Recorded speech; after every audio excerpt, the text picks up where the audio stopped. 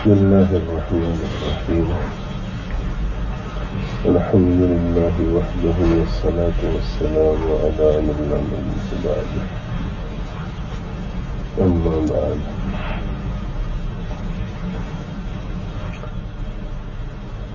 وعن عائشة رضي الله تعالى عنها قالت كان رسول الله صلى الله عليه وآله وسلم يأكل طعاما في 6 من أصحابه وجاء أعرابي فأكله بلقمتين فقال رسول الله صلى الله عليه وآله وسلم أما إنه لو سمى لكفاكم رواه الترمذي وقال حديث حسن صحيح.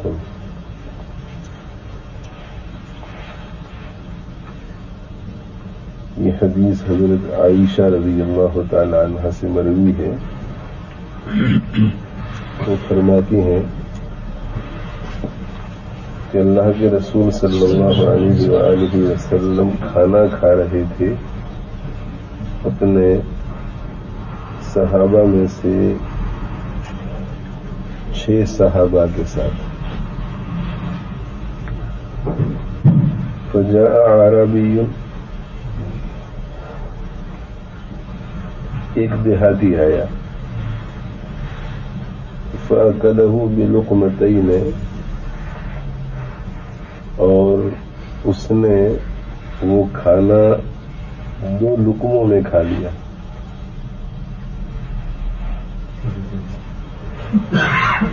تو حضرت صلی اللہ علیہ وآلہ وسلم نے ارشاد فرمایا کہ اگر یہ تسمیہ پڑھتا، اگر یہ بسم اللہ پڑھتا لکفاکم، تو یہ کھانا تم سب کو کافی ہو جاتا.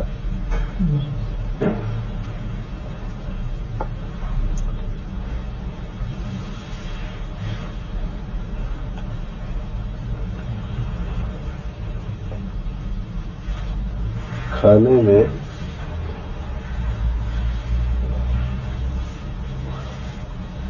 برکت لانے والی چیزیں کئی ہیں.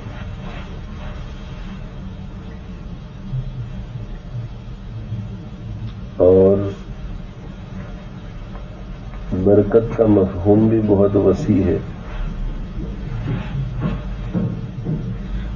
کھانے میں برکت ہونے کا مطلب یہ کہ کھانے والوں کا پیٹ بھر جائے.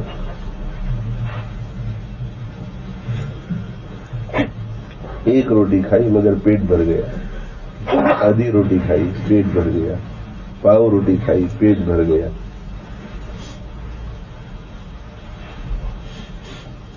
تو کھانے میں برکت کا یہ مطلب نہیں کہ کھانا بڑھ جائے. کھانے میں برکت کا مطلب یہ ہے کہ کھانے والے سیر ہو جائے. اور اس کی 2 شکلیں ہیں. ایک شکل یہ کہ کھانا بڑھ جائے اور کھانے والے سیر ہو جائے، اور دوسری شکل یہ کہ کھانا جتنا ہی اتنا ہی رہے مگر کم میں کھانے والے سیر ہو جائیں. حضرت صلی اللہ علیہ وآلہ وسلم کی حیات طیبہ میں بکثرت ایسے معجزات واقع ہوتے تھے کہ چھوٹی سی ہانڈی ہے، اس میں ایک بکری کا گوشت ہے جو 25-50 آدمیوں کے لیے کافی ہے، اور درجنوں آدمی کھا گئے.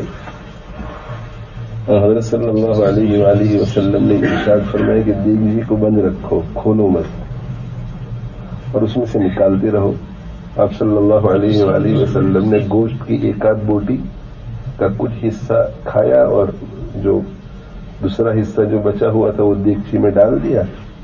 اور آپ صلی اللہ علیہ وآلہ وسلم نے ارشاد فرمایا کہ بس اب دیگچی کو کھولو مت، بس تھوڑا بہت کھول کر جتنا سالن نکالنا ہے نکالتے چلے جاؤ. تو درجنوں آدمی کھا گئے. اسی طرح آٹا کم تھا، 5-25 آدمی کھا سکے اتنا، مگر درجنوں آدمی کھا گئے.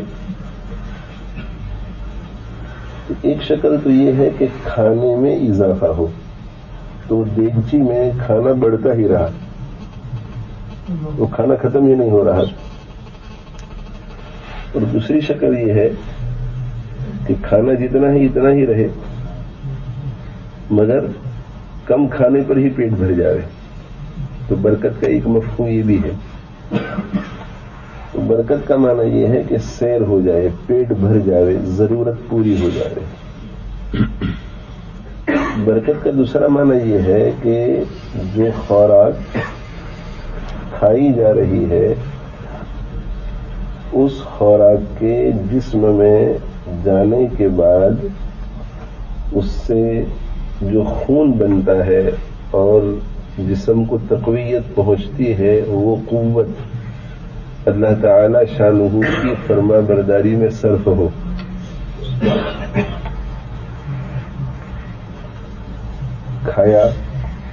کھانے کے بعد جسم میں جو قوت پیدا ہوئی وہ اللہ تعالی شانہ کی نافرمانی میں خرچ ہو رہی ہے. تو معلوم ہوا کہ کھانے میں برکت نہیں ہے.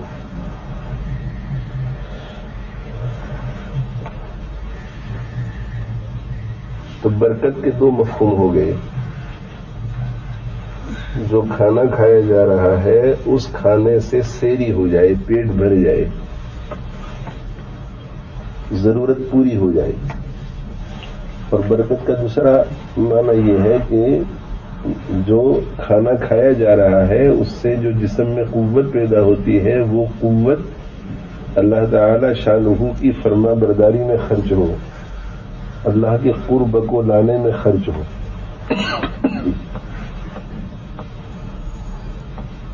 اب یہ برکت کھانے میں آتی ہے مختلف طریقوں سے.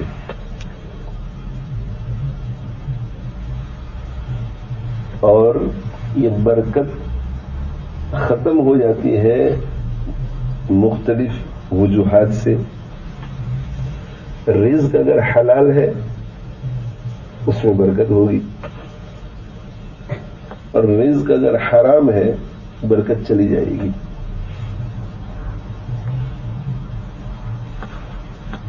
اسی طرح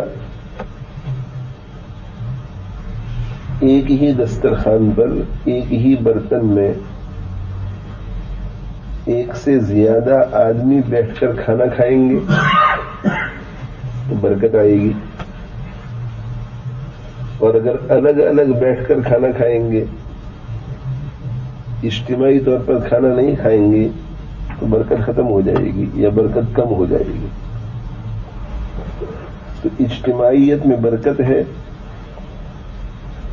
اور انفرادی طور پر کھانے کے لیے لوگ بیٹھتے ہیں اس سے برکت ختم ہو جاتی ہے. اجتماعی کھانے میں برکت ہے, اور اجتماعی کھانے کی کئی شکلیں ہیں. ایک شکل تو یہ ہے کہ سب گھر والے ایک ہی دسترخوان پر بیٹھ جاوے مگر اگر پلیٹوں میں, یہ بھی اجتماعیت ہے. سب ساتھ بیٹھ کر کھانا کھا رہے ہیں, برکت ہوگی. ایک شکل تو یہ ہے کہ ہر شخص آ رہا ہے اور کھانا کھا کے جا رہا ہے, اجتماعیت نہیں ہوئی. کوئی 6 بجے کھا رہا ہے, کوئی 6:15 بجے کھا رہا ہے, کوئی 6:30 بجے کھا رہا ہے. اجتماعیت نہیں ہوئی, لہذا برکت نہیں ہوگی. اگر 6 بجے 2-3 آدمی بیٹھ گئے کھانا کھا لیا, 7 بجے اور 2 آدمی بیٹھ گئے کھانا کھا لیا, اب اجتماعیت ہے لہذا برکت ہوگی مگر برکت کم ہوگی اس لیے کہ اجتماعیت کم ہے. ایک اور شکل یہ ہے کہ سب ایک ہی وقت میں ایک ہی دسترخوان پر بیٹھتے ہیں, اب اجتماعیت بڑھ گئی. اجتماعیت بڑھ گئی تو برکت بھی بڑھ جائے گی. اور ایک اور شکل یہ ہے کہ دسترخوان بھی ایک ہے اور برتن میں بھی ایک سے زیادہ شخص بیٹھے ہوئے ہیں, ایک سے زیادہ اشخاص بیٹھے ہوئے ہیں, برکت میں اور اضافہ ہو گیا. اور گھر کے 3, 4, 5 افراد ہیں, وہ ایک بہت بڑی پلیٹ میں سبھی بیٹھ کر کے کھانا کھا رہے ہیں تو برکت میں اور اضافہ ہو گیا. تو دسترخوان پر اجتماعیت سے کھانے میں برکت پیدا ہوتی ہے. برکت پیدا ہوتی ہے کیا مطلب؟ نمبر 1 جلدی سیری ہو جائے گی, کم کھانے سے پیٹ بھر جائے گا, اور نمبر 2 وہ جب پیٹ میں اترے گا اور اس سے جو قوت پیدا ہوگی وہ نیک کام میں خرچ ہوگی، اجتماعیت۔ نمبر 2 بسم اللہ پڑھنے سے برکت پیدا ہوتی ہے۔ بسم اللہ پڑھنے سے برکت پیدا ہوتی ہے۔ بسم اللہ الرحمن الرحیم پڑھ کر شروع کریں، یا اس سے بھی اعلیٰ درجے کا استحباب یہ ہے کہ بسم اللہ و برکت اللہ پڑھ کر کے شروع کریں۔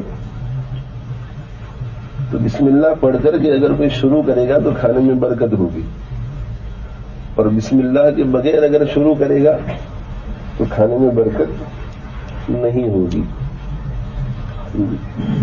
صحابہ کرام رضوان اللہ تعالی علیہ مجمعین نے ایک مرتبہ اللہ کے رسول صلی اللہ علیہ وآلہ وسلم کی خدمت میں عرض کیا کہ اللہ کے رسول صلی اللہ علیہ وسلم ہم کھانا کھاتے ہیں اور سیر نہیں ہوتے،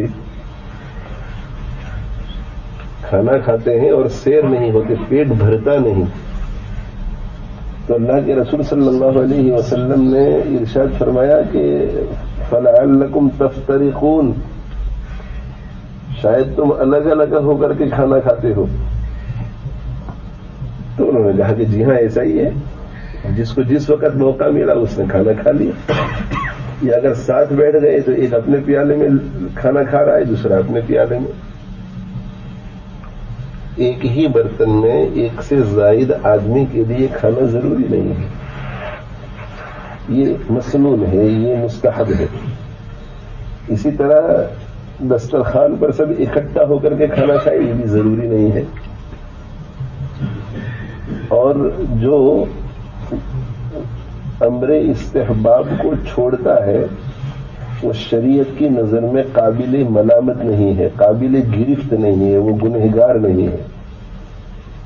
اس لیے کسی کو پلیٹ میں انفرادیت کے ساتھ کھاتے ہوئے دیکھ کر اس کے بارے میں برا خیال ہمارے دلوں میں نہیں آنا چاہیے۔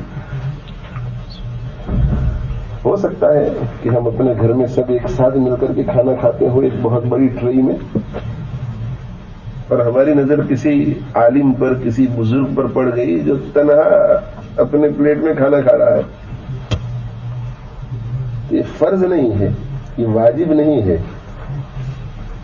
کہ ایک ہی پلیٹ میں ایک سے زائد آدمی کھائے، اور چونکہ یہ ضروری نہیں ہے اس لیے بعض دفعہ حالات ایسے ہوتے ہیں کہ جن حالات میں آدمی کھا لیتا ہے تنہا بھی، بہت سی سنتیں متروک ہوتی ہیں۔ تو جس عمل کو کرنے کی وجہ سے یا جس عمل کو چھوڑنے کی وجہ سے شریعت مطہرہ میں کسی کی پکڑ نہیں ہوتی، اس عمل کو چھوڑتے ہوئے یا کرتے ہوئے دیکھ کر ہمیں کسی کا مواخذہ نہیں کرنا چاہیے۔ وہ تو ایک عمل کو چھوڑ رہا ہے جو کہ سنت ہے، مستحب ہے، جس کو چھوڑنے پر شریعت میں کوئی مواخذہ نہیں، برکت سے محروم ہو گیا، ثواب سے محروم ہو گیا، روحانیت میں اضافہ ہوتا اس سے محروم ہو گیا، نقصان ہوا اس کا، مگر شریعت اس کا مواخذہ نہیں کرتی۔ سوال نہیں ہوگا قیامت کے دن تم نے ایسا کیوں کیا تھا۔ اسی طرح کچھ اعمال ایسے ہوتے ہیں جن کو کرنا ضروری نہیں، جیسے ظہر کی نماز کے بعد 2 رکعت نفل پڑھنا، یا اشراق پڑھنا، یا عصر اور مغرب کے درمیان مسجد میں بیٹھ کر کے ذکر اللہ میں مشغول ہونا۔ تو ایک شخص نے چھوڑ دیا، سب بیٹھے ہوئے ہیں، ایک شخص چھوڑ کے چلا گیا۔ تو یہ چونکہ شریعت مطہرہ میں قابل مواخذہ نہیں، قیامت کے دن اسے سوال نہیں ہوگا، اس لیے ہمارے دل میں اس کے بارے میں برا خیال نہیں آنا چاہیے۔ ہاں برکت سے وہ محروم ہو گیا، ثواب سے محروم ہوا، اس کے لیے نقصان ہوا، تو وہ تو صرف برکت سے محروم ہوا، ثواب سے محروم ہوا، مگر ہمارے دل میں ایسے شخص کے بارے میں اگر کوئی برا خیال آئے گا تو ہم گناہ کبیرہ کے مرتکب ہو جائیں گے، بدگمانی کی وجہ سے، اس کو حقیر سمجھنے کی وجہ سے۔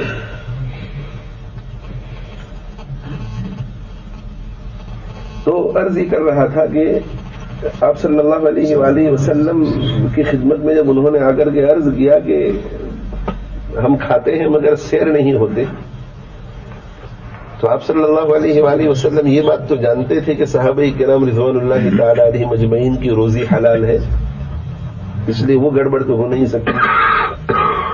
اس لیے ذہن اس بات کی طرف گیا کہ یہ حضرات الگ الگ کھانا کھاتے ہوں گے, اور الگ الگ کھانے کی وجہ یہ ہے کہ ہر شخص کا اپنا ایک نظام ہوتا ہے, اپنا ایک ٹائم ٹیبل ہوتا ہے. ایک شخص فارغ ہے تو وہ آ کر کھانا کھا لے گا, دوسرا بزی ہے وہ بعد میں کھانا کھائے گا. تو آپ نے پوچھا کہ فلعلکم تفترقون, شاید تم الگ الگ ہو کر کھانا کھاتے ہو. انہوں نے کہا کہ جی ہاں. قال فاجتمعوا علی طعامکم, تم اپنے کھانوں کے اوپر اکٹھا رہو, تم اپنا کھانا اکٹھا ہو کر کھاؤ. واذکروا اسم اللہ, اور ساتھ میں بسم اللہ بھی پڑھو, بسم اللہ بھی پڑھو. یبارک لکم فیہ, اس میں تمہارے لیے برکت ڈالی جائے گی. تو برکت کے لیے رزق حلال کا ہونا ضروری ہے. برکت کے لیے اکٹھا کھانے پر بیٹھنا ضروری ہے. اور اجتماعیت جتنی بڑھتی چلی جائے گی کہ ایک ساتھ بیٹھے ہوئے ہیں, ایک برتن میں کھانا کھا رہے ہیں, تو اتنی ہی برکت بڑھ جائے گی. اور بسم اللہ پڑھنے سے برکت آتی ہے. ان تین چیزوں میں سے کوئی بھی چیز اگر مفقود ہوگی تو برکت ختم ہو جائے گی, اس سے سیر ہی نہیں ہوگی, یا سیر تو ہو جائے گا مگر اس سے جو جسم میں قوت پیدا ہوگی وہ نیک کام میں خرچ نہیں ہو سکے گی. اب اس حدیث کو دیکھیے کہ اللہ کے رسول صلی اللہ علیہ وسلم کھانا کھا رہے تھے اپنے صحابہ میں سے 6 صحابہ کے ساتھ. کھانے سے فارغ ہو گئے. اب کھانے سے جب فارغ ہو گئے تو فجاء اعرابی, تو جن حضرات نے بسم اللہ پڑھ کر کھانا شروع کیا تھا وہ تو کھانے سے فارغ ہو گئے. اس کے بعد ایک دیہاتی آیا اور اب وہ کھانے پر بیٹھا. اس سے کہا گیا کہ تشریف لائیے, آپ بھی کھانا کھا لیجیے. تو جن حضرات نے بسم اللہ پڑھی تھی وہ تو کھانے سے فارغ ہو گئے, تو ان کے بسم اللہ پڑھنے کی برکت بھی باقی نہیں رہی, وہ تو الگ ہو گئے. اگر وہ دیہاتی بھی کھانا کھا رہا ہوتا, یہ حضرات بھی کھانا کھا رہے ہوتے, تو کھانے میں کچھ تو برکت ہوتی, اس لیے کہ یہ 7 حضرات تو بسم اللہ پڑھ کر کھانا کھا رہے تھے. تو ان 7 کی برکت کی وجہ سے, ان 7 کے تسمیہ کی برکت کی وجہ سے وہ جو بسم اللہ کے بغیر پڑھ رہا تھا اس کا بھی کچھ نہ کچھ بھلا ہو جاتا. مگر یہاں ہوا یہ کہ 7 حضرات تو کھانے سے فارغ ہو گئے, فارغ ہو کر کے کھانے سے الگ ہو گئے, وہیں بیٹھے ہوئے تھے مگر کھانے سے الگ ہو گئے. تو ان کے بسم اللہ پڑھنے کی جو برکت تھی وہ بھی ختم ہو گئی, اس لیے کہ یہ تو کھانے سے الگ ہو گئے. اب یہ دیہاتی آیا, یہ بھی صحابی تھے مگر دیہات میں رہنے والے, تو دیہات میں رہنے والے صحابہ کرام رضوان اللہ تعالی علیہم اجمعین کے پاس وہ علم نہیں ہوتا تھا جو مدینہ منورہ میں رہنے والے صحابہ کے پاس ہوتا تھا, اس لیے کہ یہ رات دن وہیں رہتے تھے تو سیکھتے رہتے تھے. اور یہ دیہاتی اسی لیے آتے تھے کہ ذرا صحبت میں چلے جاتے ہیں, کچھ ہمیں سیکھنے کو مل جاوے. اسی وجہ سے ان کی غلطیوں کی وجہ سے بڑے بڑے علوم کھلتے تھے. حضرت عمر رضی اللہ تعالیٰ عنہ فرماتے ہیں کہ ہم انتظار میں رہتے تھے کہ کاش کہ کوئی سمجھدار اور عقل مند دیہاتی آئے. کیوں؟ اس لیے کہ دیہاتی ہوگا تو وہ اللہ کے نبی صلی اللہ علیہ وآلہ وسلم سے اتنا نہیں ڈرے گا جتنا ہم ڈرتے ہیں. جو قریب کے آدمی ہوتے ہیں وہ اپنے شیخ سے, اپنے استاد سے ڈرتے ہیں, اور یہ ڈر جو ہے دل میں یہ اچھی چیز ہے, اس لیے کہ یہ ڈر عظمت کا ڈر ہے, یہ ڈر محبت کا ڈر ہے. عظمت کا ڈر کہ بھئی ہمارے بڑے ہیں, محبت کا ڈر کہ اگر یہ کہیں ناراض ہو جائیں تو ان کی ناراضگی کی وجہ سے ہمیں نقصان پہنچے گا, ہم انہیں ناراض کرنا نہیں چاہتے, تکلیف پہنچانا نہیں چاہتے. تو جو جتنا قریب ہوتا ہے اتنا ہی وہ بہت خیال کرتا ہے کہ میں یہ پوچھوں نہ پوچھوں, یہ کہوں نہ کہوں. اور باہر کا جو آدمی ہوتا ہے اس کا اتنا تعلق نہیں ہوتا تو وہ اٹھنے بیٹھنے میں بھی اتنا احتیاط نہیں کرتا, بولنے میں بھی اتنا احتیاط نہیں کرتا, سوال پوچھنے میں بھی اتنا احتیاط نہیں کرتا. تو حضرت عمر رضی اللہ عنہ فرماتے ہیں کہ بعض بہت اچھی اچھی باتیں ہمیں پوچھنے کو جی چاہتا تھا مگر ہم نہیں پوچھ سکتے تھے, اس اندیشے سے, اس ڈر سے کہ کہیں ایسا نہ ہو کہ طبیعت مبارکہ کے خلاف وہ سوال ہو جائے اور آپ کو دکھ پہنچ جائے. تو ہم انتظار میں رہتے تھے کہ کوئی سمجھدار دیہاتی آئے تو وہ دیہاتی جو کہ دور کا رہنے والا ہے تو وہ اگر کے بہت بلنٹلی سوال پوچھے گا تو ممکن ہے کہ وہ ایسے سوال پوچھے گا جو ہم پوچھنا چاہتے ہیں اور ہمارے سامنے اس کے سوال پوچھنے کی وجہ سے علم کا دروازہ کھلے. تو یہ دیہاتی آئے اور بیٹھ گئے اور کھانا جو ہے 2 لقموں میں کھا لیا. تو 2 لقموں میں کھا لیا اس کا مطلب یہ ہے کہ 2 لقمے ہی تو باقی رہ گئے تھے. ایسا تو تھا نہیں کہ کھانا بہت زیادہ تھا اور بسم اللہ نہ پڑھنے کی وجہ سے وہ کھانا کم ہو گیا. نہیں, کھانا تو 2 لقمے ہی رہ گیا تھا. جب 7 حضرات کھانے سے فارغ ہوئے, 6 صحابہ اور حضرت صلی اللہ علیہ وآلہ وسلم, تو پلیٹ میں 2 لقمے کھانا رہ گیا تھا. تو 2 لقمے تھا تو 2 لقمے میں اس نے نمٹا دیا اس کھانے کو, اور 2 لقمے میں نمٹا دیا اور اس کے چہرے بشرے سے معلوم یہ ہو رہا تھا کہ ابھی سیر نہیں ہوا, اس لیے کہ ذرا ادھر ادھر وہ دیکھ رہا ہوگا کہ کچھ مزید ملے.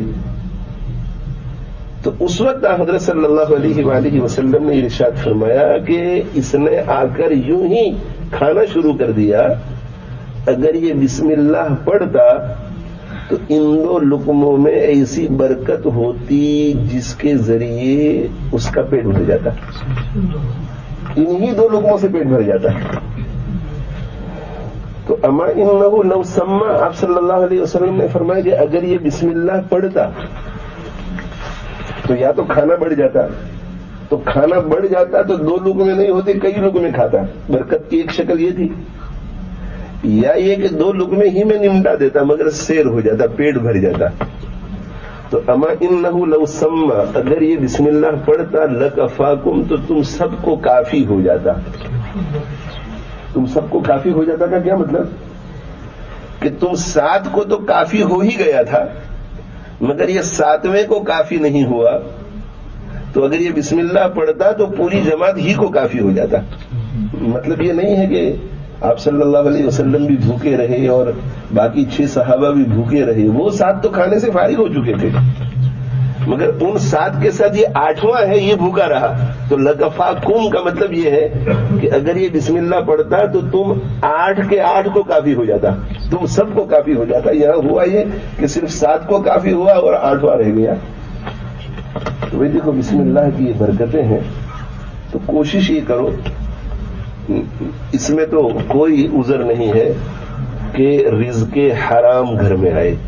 میں اپنے سب احباب سے اس کی وقتاً فوقتاً بہت تاکید کرتا ہوں, اور دوسرے ملکوں میں بھی جہاں کہیں جانا ہوتا ہے بار بار اس کی تاکید کرتا ہوں کہ اس بات کی کوشش کرو کہ گھر میں 1 پیسہ یا 1 چیز بھی حرام کی نہ آئے. 1 پیسہ یا 1 چیز بھی حرام کی نہ آئے. خود اپنی کمائی کو دیکھو اچھی طرح کے حلال کی ہے یا نہیں.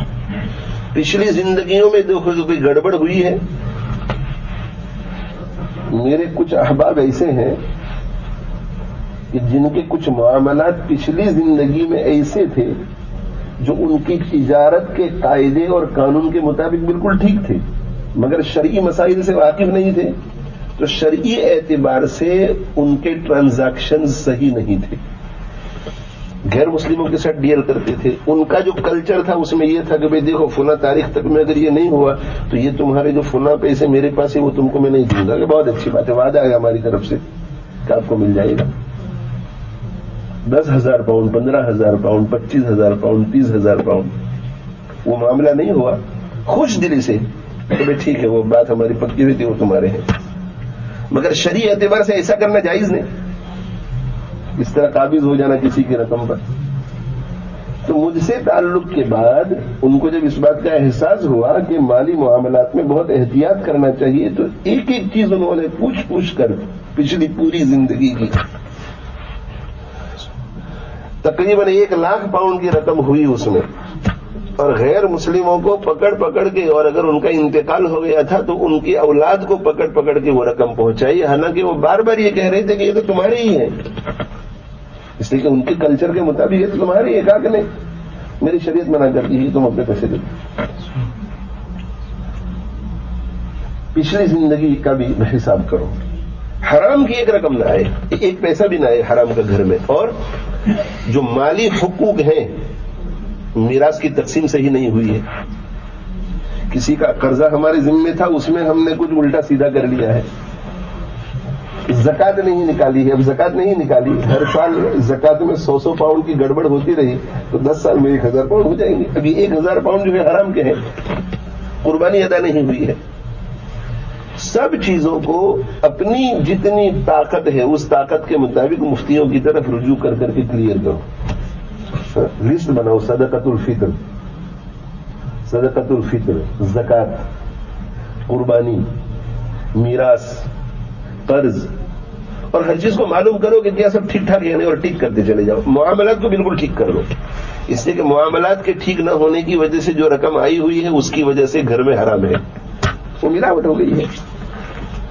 اور کوشش یہ کرو کہ حرام کی جو رقم آئی ہے, مثلا بینیفٹ لی ہے جھوٹ بول کر, دھوکہ دے کر, اس کے بارے میں بھی معلوم کرو, مفتیوں سے معلوم کرو. فرضی سوال بناؤ کہ ہمارا ایک دوست ہے یا ایک صاحب ہے جن کا یہ مسئلہ ہے, آپ ذرا بتائیے, اور عزم کرو کہ اتنے پیسے ہم نے غلط لیے ہیں, اب مفتی صاحب کیا کہتے ہیں اس کے بارے میں کہ صدقہ کر دیں, کیا کرنا ہے اس سے, اور تھوڑے تھوڑے کر کے نکالنا شروع کر دو.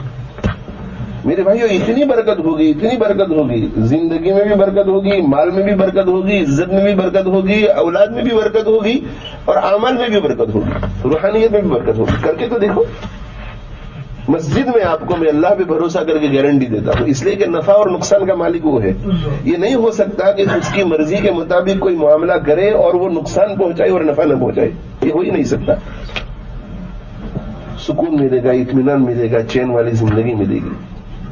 اور یہ طے کر لو کہ ایک بھی پیسہ حرام کا نہ آئے. حرام کا نہ آئے یعنی حلال کمائی ہو, ہدایا آئے, ہدایا, ہدیہ, اس کے بارے میں بہت سوچو کہ لیتے وقت میری نیت کیا تھی, اشراف نفس تو نہیں تھا, دینے والا کیسا ہے, دینے والا کیسا ہے.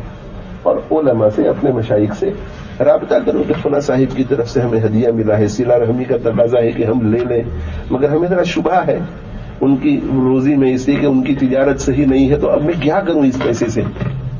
معلوم کرو تاکہ آپ کو سیکھنا ملے. اور جتنے زیادہ آپ اپنی زندگی کے بارے میں سوالات پوچھیں گے اور گائیڈنس لیں گے, اتنا ہی آپ کے سامنے کلیئر ہوگا کہ فیوچر میں مجھے کیا کرنا ہے. سیناریوز جتنے بھی آپ زیادہ بیان کریں گے علماء کرام کے سامنے, اتنا ہی آپ کے علم میں اضافہ ہوگا. اس طرح کوئی بھی چیز گھر میں آ رہی ہے حلال کی ہونی چاہیے, حلال کی, حرام کی. تو ایک تو یہ. اور نمبر 2, دسترخوان بچھاؤ زمین پر, سنت طریقہ ہے. زمین پر بیٹھو اور زمین پر بیٹھ کر کے کھانا کھاؤ, ایک ساتھ سب مل کر, برکت ہوگی. میں نے ایک مرتبہ ایک ہی برتن میں ایک سے زائد آدمی کھانا کھائے, اس سنت کو بیان کیا جمعے کی مجلس میں. تو مجھ سے ایک تعلق رکھنے والے ہیں, انہوں نے مجھے 2-3 دن کے بعد کہا کہ اس دن تو نے وہ جو سنت بیان کی, اس سے 1 ہفتے پہلے بیوی کے ساتھ ہماری لڑائی ہو گئی. تو میں ہوتا ہے گھر میں, مگر کہا کہ اس مرتبہ جو ہے کچھ طویل ہو گیا معاملہ. ایگو دونوں طرف سے جب ہو جاتا ہے تو پھر بہت مشکل ہوتا ہے. ایگو جب ہو جاتا ہے دونوں طرف سے, مفتی شفیع صاحب رحمۃ اللہ علیہ فرماتے تھے کہ 2 متکبروں میں کبھی بھی صلح نہیں ہوتی. یا تو دونوں میں تواضع ہو تو صلح ہو جائے گی, یا ایک میں تواضع ہو, ایک میں تکبر, تو صلح ہو جائے گی. دونوں میں کبر ہوگا تو صلح کبھی نہیں ہوگی. یہ کہے گا کہ وہ جھکے اور یہ کہے گا کہ وہ جھکے. تو کبھی کبھی ہوتا یہ ہے کہ بھائی بھائی میں جھگڑا ہو جاتا ہے, دونوں چاہتے ہیں کہ صلح ہو جائے اندر سے, مگر ہر ایک انتظار میں رہتا ہے کہ وہ پہلے جھکے. اور انسان کی اس کمزوری کو دیکھ کر شریعت نے عجیب حکم بیان فرمایا ہے. آپ صلی اللہ علیہ وسلم نے ارشاد فرمایا کہ جب 2 مسلمانوں کا جھگڑا ہو جائے, ان میں سے جو سب سے پہلے ہاتھ بڑھاتا ہے صلح کے لیے, تو اللہ تعالیٰ شانہ اس کے لیے جنت میں ایک محل تیار کرتا ہے. محل کیوں؟ اس لیے کہ اس میں ذلت لگتی ہے. کہتے ہیں کہ نہیں, ذلت نہیں ہے, اس میں عزت ہے تیری, آخرت میں محل. اور یہ شیطان جو ہے ایک نقشہ بناتا ہے ذلت کا, ورنہ دنیا میں بھی بہت عزت ہوتی ہے. لوگ بات کرتے ہیں کہ بھئی دیکھو تو صحیح کتنا بڑا آدمی, مگر آگے اگر اس نے معافی مانگی پہلے, اس نے کہا کہ معاف کر دو, اس نے ہاتھ بڑھایا.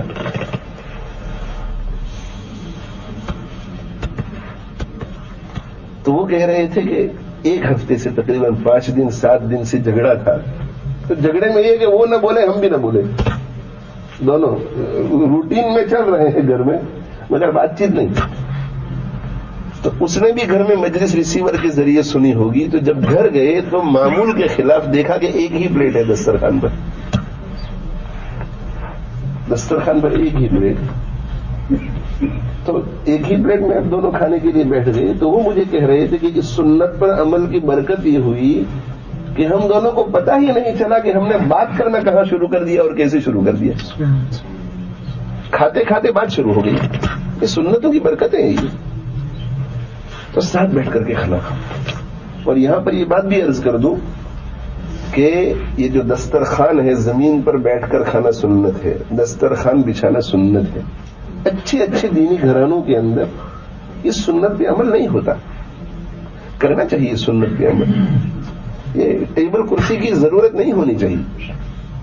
अच्छा, जिन घरानों के अंदर इस सुन्नत पे अमल होता है वहां गलती ये होती है कि दोपहर का खाना और शाम का खाना तो दस्तरखान बिछाकर जमीन पर होता है, मगर सुबह की चाय पीते हैं तो टेबल पर बैठकर, 4 बजे की चाय पीते हैं तो कुर्सी पे बैठकर, सोफा पर बैठकर।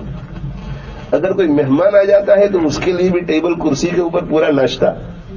तो साहबे किराम रिज़वानुल्लाह ताला अलैहिम अजमईन का जो खुराक था खाना दोपहर का और शाम का, वो हमारे नाश्ते से बहुत कम था।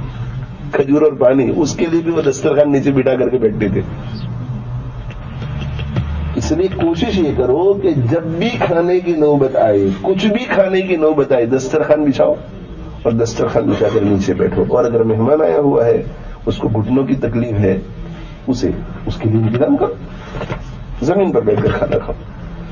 और जिस तरह दोपहर के खाने और शाम के खाने पर हाथ धोना मसनून है, इसी तरह हर चीज को खाने से पहले हाथ धोना मसनून है। चाय पानी से पहले भी हाथ धो लो, फल फ्रूट खाने से पहले भी हाथ धो लो। और जिस तरह खाने से पहले हाथ धोना मसनून है, इसी तरह खाने के बाद हाथ धोना भी मसनून है। आजकल ये टिश्यू का रिवाज हो गया है, कोई हरज नहीं है अगर कोई टिश्यू इस्तेमाल कर ले और हाथ न धोए, मगर सुन्नत है। और अल्लाह के नबी सल्लल्लाहु अलैहि वसल्लम ने फरमाया कि जो खाने से पहले और खाने के बाद हाथ धोने का मामूल रखता है, उसके घर में कभी भी फक्र नहीं आएगा। कितनी आसान आसान चीजें हमें बताई गई है। सहाबाई किराम रिज़वानुल्लाह ताला अलैहिम अजमईन भी खाने के बाद हाथ नहीं धोते थे। रिवायात में आता है क्या करते थे, इस तरह हाथों को यूं मसल देते थे, इसलिए कि वो खुश्क खाना होता था, हमारी तरह मसाले वसाले वाला तो होता नहीं था। इसी तरह इस तरह हाथों के ऊपर वो जो कुछ चर्बी वर्बी हाथ में होती थी इसे मल देते थे। इसी तरह पांव पर ऐसे मल देते थे। क्यों? इसलिए कि पानी की किल्लत थी, वहां तो पानी बहुत कम था। उनके लिए तो वुजू और गुस्ल के लिए मसले हो जाते थे, पीने के लिए मसले हो जाते थे, मगर हमारे यहाँ वाफिर मिकदार में पानी है। तो खाने से पहले भी हाथ धोना चाहिए, और हाथ भी धोना मसनून है गट्टों तक, जैसे वुजू के लिए धोते। ये जो इस तरह 2-3 उंगलियों को यूं धो लेते हैं, ये सुन्नत नहीं है, पूरा यहां तक। और खाना खाने के बाद भी यहां तक, ये भी सुन्नत है। तो जितनी सुन्नतों पर अमल कर सको करो। तो रिज्क हलाल हो, नंबर 2 खाना जितने ज्यादा लोग एक साथ मिलकर के बैठ सके। और आजकल हमारे यहाँ रिवाज ये हो गया है कि हर शख्स एक ही प्लेट में बैठता है, तो कम से कम इतना करो, शादी में किसी के यहाँ दावत में जाए तो दाएं बाएं आगे पीछे देख लो कि कोई मानुष शख्स है या नहीं, और उसे अपने पास बिठा लो। कम से कम 2 आदमी तो बैठ करके खाओ। और तीसरी चीज, बिस्मिल्लाह व बरकतिल्लाह, बिस्मिल्लाह व बरकतिल्लाह, बिस्मिल्लाह व बरकतिल्लाह। बिस्मिल्लाह पढ़ना न भूलो, और अगर भूल जाए तो बिस्मिल्लाह अव्वलहु व आखिरहु। देखो मेरे भाइयों, इन सुन्नतों को छोटी मत समझो। नक्शे कदम नबी के हैं जन्नत के रास्ते, नक्शे कदम नबी के हैं जन्नत के रास्ते, अल्लाह से मिलाते हैं सुन्नत के रास्ते। हमारे अकाबिर ने इत्तिबाई सुन्नत का बहुत एहतिमाम किया है। एक वाकया कह करके खत्म करता हूँ। हजरत मौलाना खलील अहमद सहारनपुरी रहमतुल्लाह अलैह के पास एक शख्स आया, और उसने हजरत मौलाना रशीद अहमद गंगोही रहमतुल्लाह अलैह के पास वक्त गुजारा था। اور حضرت مولانا خلیل احمد سہارنپوری رحمۃ اللہ علیہ کی بھی وہ شیخ تھے حضرت گنگوئی رحمۃ اللہ علیہ. تو حضرت گنگوئی رحمۃ اللہ علیہ کے انتقال کے بعد اس شخص نے آ کر کے پوچھا کہ حضرت فلاں عمل میں سنت طریقہ کیا ہے. دیکھو یہ جستجو رہتی تھی ان کو کہ پوچھتے تھے کہ فلاں عمل کرتے ہوئے سنت طریقہ کیا ہے تاکہ اس کے مطابق ہم کریں. حضرت مولانا خلیل احمد سہارنپوری رحمۃ اللہ علیہ کو مستحضر نہیں تھا, ذہن میں نہیں تھا کہ اس عمل کو کرتے ہوئے سنت طریقہ کیا ہے. اور مستحضر اس لیے نہیں ہوگا کہ وہ عمل ایسا ہوگا کہ حضرت کی زندگی میں وہ عمل ہی نہیں ہوگا, تو حضرت کو اس کی ضرورت ہی پیش نہیں آئی ہوگی کہ اس میں سنت طریقہ کیا ہے. تو پوچھا کہ حضرت فلاں عمل میں سنت طریقہ کیا ہے. حضرت کو ذہن میں نہیں تھا, تو کہنا یہ چاہیے تھا کہ میں کتاب میں دیکھ کر بعد میں بتاؤں گا. مگر حضرت مولانا خلیل احمد سہارنپوری رحمۃ اللہ علیہ نے بجائے یہ کہنے کہ یہ فرمایا کہ تم نے حضرت مولانا رشید احمد گنگوہی رحمۃ اللہ علیہ کے ساتھ وقت گزارا ہے, کبھی تم نے حضرت مولانا گنگوہی رحمۃ اللہ علیہ کو یہ عمل کرتے ہوئے دیکھا ہے؟ تو کہا کہ ہاں میں نے حضرت کو یہ عمل کرتے ہوئے دیکھا ہے. تو پھر وہی سنت ہے, پھر وہی سنت ہے. یعنی مولانا گنگوہی رحمۃ اللہ علیہ کے ہر کام کو سنت طریقے کے مطابق کرنے کا اتنا یقین تھا مولانا خلیل احمد سہارنپوری رحمۃ اللہ علیہ کو کہ ان کے عمل سے سنت پر استدلال کیا جا رہا ہے کہ ان کا جو عمل ہے وہ ان سنت طریقے کے مطابق ہو. تو جتنی زیادہ سنتوں پر عمل کر سکے کرو. اور ظاہر ہے کہ اعلیٰ درجے کی سنت فرض ہے, اعلیٰ درجے کی سنت فرض ہے, اس کے بعد پھر واجب ہے, اس کے بعد پھر سنت مؤکدہ ہے, اس کے بعد پھر سنت غیر مؤکدہ ہے, اس کے بعد پھر یہ سارے مستحبات ہیں جن کو آداب بھی کہتے ہیں, کھانے کے آداب, سونے کے آداب. تو خوب اہتمام کرو اس کا. اللہ تعالیٰ شانو ہم سب کو عمل کی توفیق عطا فرمائے اور اللہ تعالیٰ حدیث کی برکات سے ہم سب کو مستفید فرمائے. وآخر دعوانا الحمد للہ رب العالمین وصلی اللہ علیہ محمد وعلی آلہ وصحبہ.